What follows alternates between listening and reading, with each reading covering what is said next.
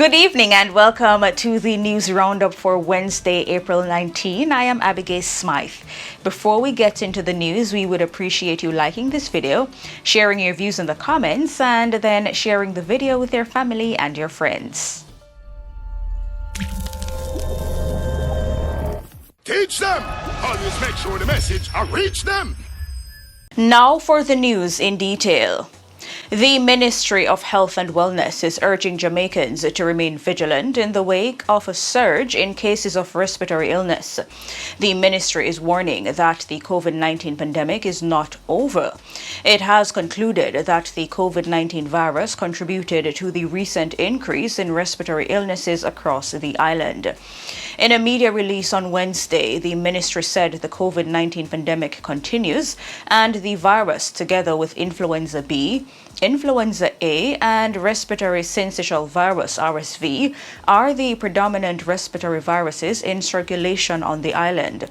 The viruses can be credited with the increase in respiratory infections being observed at this time. The Ministry of Health says its assessment has found that weekly visits to public health facilities for influenza-like illnesses have increased in the under 5 and 5 to 59 age categories. Admissions for severe acute respiratory illnesses have also increased in the past 2 weeks. Meanwhile, the Health Ministry says it is the highly transmissible Omicron variant of COVID-19 that is circulating in Jamaica. And 53 more cases of COVID-19 were confirmed in the country from April 11 to 17. The Ministry of Health says the patients ranged in age from 84 days to 94 years. 14 of the new cases were recorded in Westmoreland. This was followed by St. James and St. Anne with 9 each, and St. Catherine and Kingston and St. Andrew with 6. All other parishes recorded cases of the virus with the exception of Portland and Hanover. The 7-day average positivity rate was 6.8%. Jamaica is on high alert for the Panama Tropical Race 4 TR4 disease. The incurable disease is considered one of the most destructive to bananas and plantains. General Manager of the Banana Board, Janet Connie, warns that the disease can destroy an entire crop if it seeps into the Jamaican soil. Ms. Connie says the TR4 disease has been rampant in several countries, including Belize, Venezuela, and China, and has resulted in billions of dollars in production loss. She adds that the disease can be spread by travelers who enter the island from other disease-infected countries. To that extent, Ms. Connie says the Banana Board has collaborated with the Ministry of Agriculture, scientists, and other relevant stakeholders to ensure the ports of entry are on the lookout to detect the TR4 disease. Farmers are encouraged to use biosecurity measures such as fencing their farms, controlling the number of visitors they have on the field, building foot baths at their farms, and purchasing proper disinfectants to clean their tools. Farmers are also encouraged to contact the Banana Board should their crops show any signs of the disease. Former Prime Minister Bruce Golding says the Constitutional Reform Committee, CRC, has broken no new ground in its recent announcements regarding the country's transition towards a republic. He was reacting to news that the committee has reached a consensus on abolishing the British monarch as Jamaica's head of state, as well as the appointment of a non-executive president of the Republic of Jamaica. The former Prime Minister says those announcements have not moved the reform agenda beyond the last major effort in 1995. The Constitution requires that any change to the country's head of state be passed by both houses of Parliament after a period of 6 to 9 months and then put to the people in a referendum. A key question to be determined by the committee is how the proposed president of Jamaica will be elected. The opposition People's National Party, PNP, has suggested both houses should sit jointly but vote separately by a 2/3 majority to confirm the president after nomination by the Prime Minister following consultation with the leader of the opposition. Mr. Golding says it is essential to have a separate vote in order to ensure consensus is reached. He is urging the committee to move to settle the matter of the country's final appellate court. He says the opposition should indicate whether it is prepared to support the movement towards a republic without accepting the Caribbean Court of Justice as the final court of appeal. Jamaicans are benefiting heavily from the record recovery experienced by the tourism sector over the last year. Tourism Minister Edmund Bartlett, who opened the sectoral debate on Tuesday, told fellow MPs that tourism contributed $51 billion to GDP in 2022. Citing the long-standing concerns of the massive profits generated by the industry not reaching the average Jamaican, the tourism minister noted that farmers reaped tangible rewards over the last 3 months alone. Minister Bartlett says plans to build houses for workers in the tourism industry are well underway. A man who attempted to rob a supermarket in downtown Montego Bay, St. James Tuesday night was shot by an off-duty Jamaica Defense Force soldier, and he remains in hospital under police guard. It is reported that about 8:40 p.m. the man went to Tiger's supermarket along St. James Street and held the operators at gunpoint. He was challenged by the soldier. During an exchange of gunfire, the man was shot. The police were summoned and an illegal firearm was seized. The injured man was taken to the Cornwall Regional Hospital where he was admitted under police guard. A 14-year-old boy is among 4 people who have been charged with possession of identity information following an operation carried out by the Lottery Scam Task Force on Tuesday in Montego Bay, St. James. Charged are 21-year-old Jose Leslie, 19-year-old Omarion Hall, and Devasito Cumberland. The identity of the 14-year-old boy is being withheld. They are all from West Village in Montego Bay. Reports are that lawmen conducted 2 raids at a house located in the West Village area where the 4 males were found with lead sheets.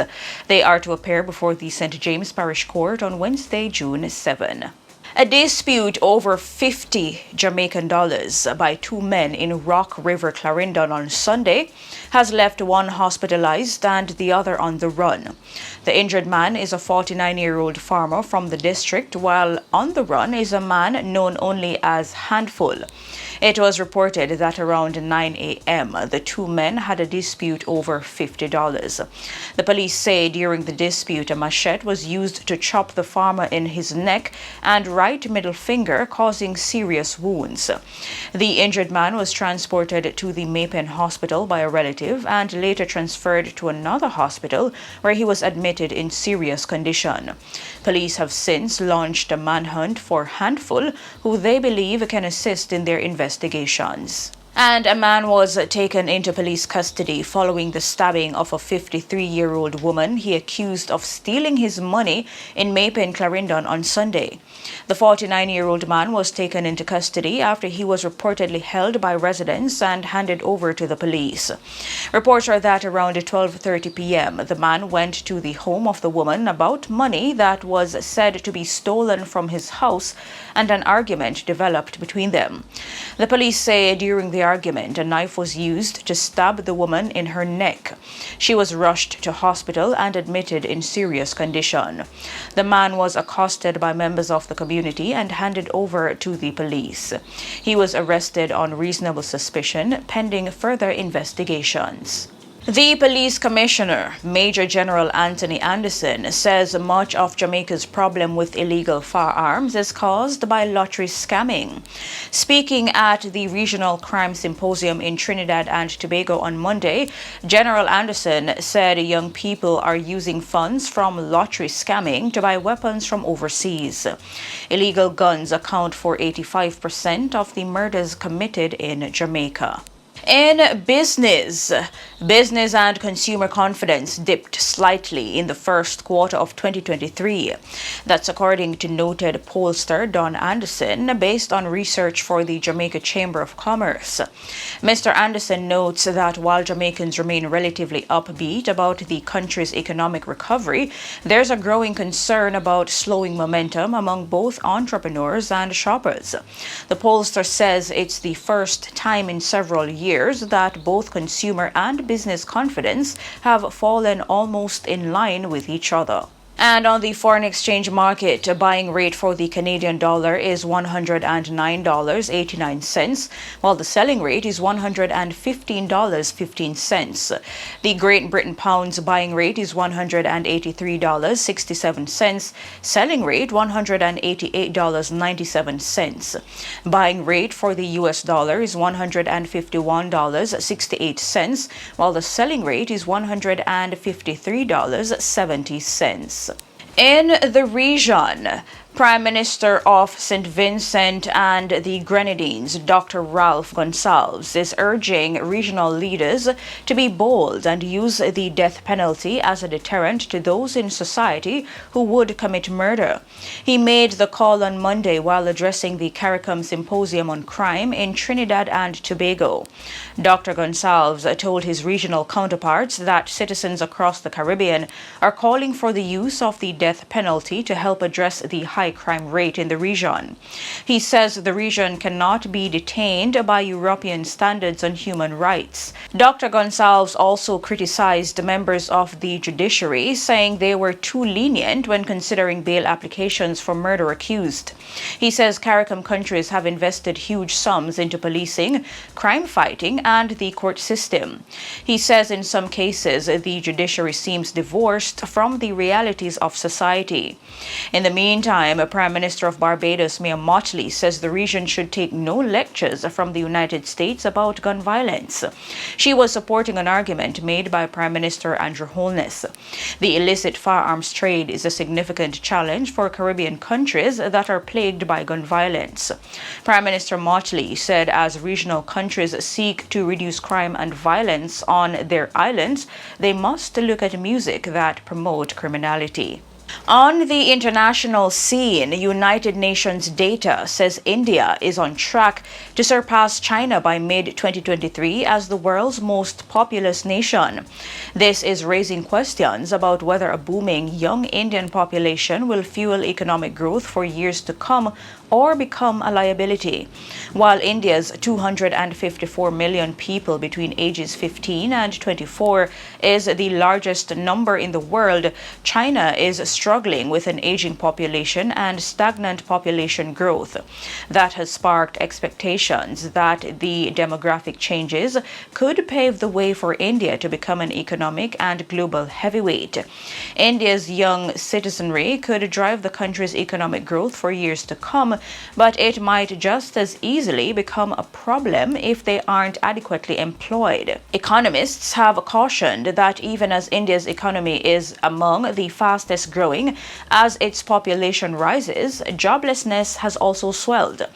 Tech giant Apple, among other companies, hopes to turn India into a potential manufacturing hub as it moves some production out of China, where wages are rising as the working age population shrinks. And in sports, Jamaica has qualified for the final round of the Under-20 CONCACAF Women's Championship after beating Honduras 2-0 in their final group preliminary game at the National Football Stadium in Managua, Nicaragua, Tuesday night. Natoya Atkinson scored a brace in the second and 92nd minutes of play as the young Reggae Girls won the group in a must-win game, securing their 12th appearance in the final round. Jamaica joins Panama as countries who have secured places for next month's final round, scheduled to take place in the Dominican Republic. The girls will now turn their attention to bettering their fourth-place finish from 2006 and qualifying for the 2024 Under-20 FIFA Women's World Cup. And that's it for your news roundup for today. Please remember to like this video, share your views in the comments, and share the video with your family and your friends. I am Abigail Smythe. Have a good evening and see you next time. Teach them! Hey, yo, hello! Send the message and make it reach them. It's teach them. Right here, Warlord representing. Thank you for watching. Like the video before you go. Please subscribe if you haven't done so. And remember to share the video with your friends and family. And browse the channel for more quality content. Until next time, walk good, my friends. Teach them!